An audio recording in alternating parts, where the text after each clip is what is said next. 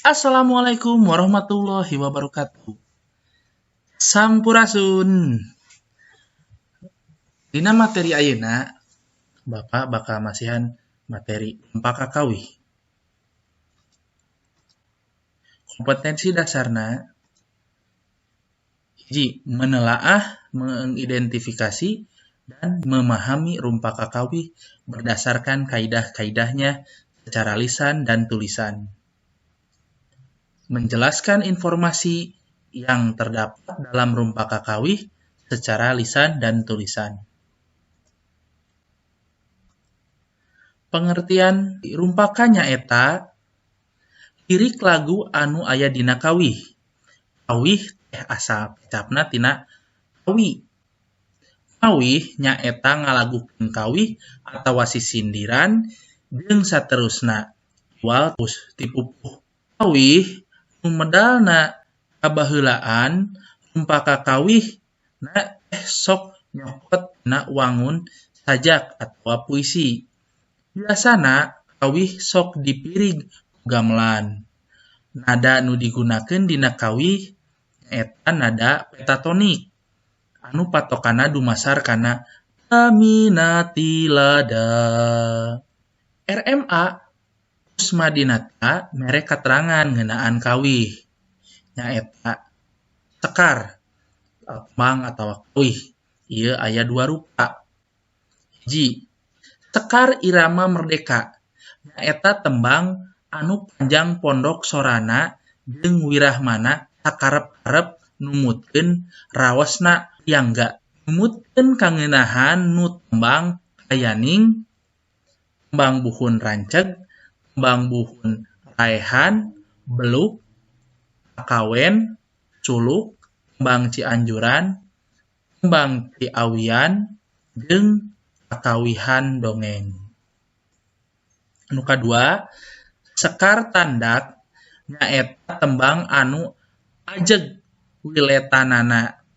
Tegesna lolongkrang-lolongkrang antara wirahma-wirahma sarua sakabehna. Dina kandaga kabeungharan seni sora Sunda aya kawih anu pirig ku wadita aya oge anu timbul bae. Pangiringna biasa ku kening, degung, capi, alung, angklung, malah tiasa ku alat musik modern oge.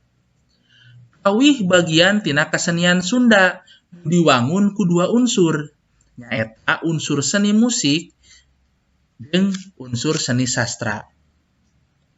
Unsur seni musik nu ngalahirkeun lagu, nada jeung wirahma nu fungsina pikeun pamirig. Unsur seni sastra mangrupa rumpaka atawa lirik laguna. Tangtu bae dina pangajaran bahasa mah leuwih muser kana unsur sastrana, nyaeta rumpaka kawih asup kana puisi. Unsur-unsur rumpaka kawih. Hiji, temana naon? Murek didugikeun naha temana percintaan, sahabatan, tentang alam, jeung sajabana. Nu kadua amanat. Amanatna kumaha? Naon murek didugikeun teh? Hoyong kumaha si pencipta lagu teh? Katilu, nada. Nadana tos kumaha? Tah sesuai. Raku ayeuna nadana lagu cintaan, ayeuna nadana ciga lagu perjuangan. Kan teu nyambung, kedah salaras sadayana ge. Katilu rasa. Nah, dina rasa teh dah menyentuh, dah dugi na manah teh. Rumpaka kawih teh. Lamun lagu perjuangan berarti kedah tiasa ngobarkeun semangat perjuangan. Lamun lagu percintaan kedah dugi kana hatena. Gitu. Akhir contoh rumpaka kawih. Nah, ieu salah sahiji contona nyaeta lagu Bubuy Bulan ciptaan Benny Korda. Contona Bubuy bulan sangrai bentang, panon poe anon poe di sasate. Unggal bulan abi teang, unggal poe oge hade. Situ Ciburuy laukna hese dipancing, nyeredet hate ningali ngeplak caina. Itu saha nu ngalangkung unggal enjing, nyeredet hate ningali sorot socana. Masalah jengna aya tugas sareng syarat absen.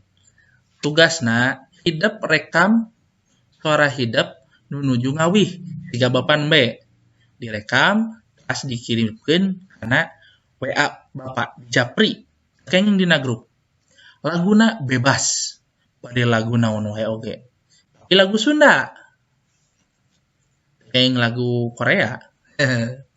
Kanggo absen aya 5 syarat. Hiji, ngisi absen dina Google Form. Nu kadua, ngisi absen di kolom komentar YouTube Bapaknya, isina nami sareng kelas. Pas nu katilu, subscribe channel Bapak. Uwa mitos nge-subscribe, hatur nuhun. Nomor 4, like videona. Nomor 5, kerjakeun tugasna. Tuntunkeun ka Bapak. Oke? Sakitu nu tiasa kapihatur ku Bapak. Assalamualaikum warahmatullahi wabarakatuh. Sampurasun.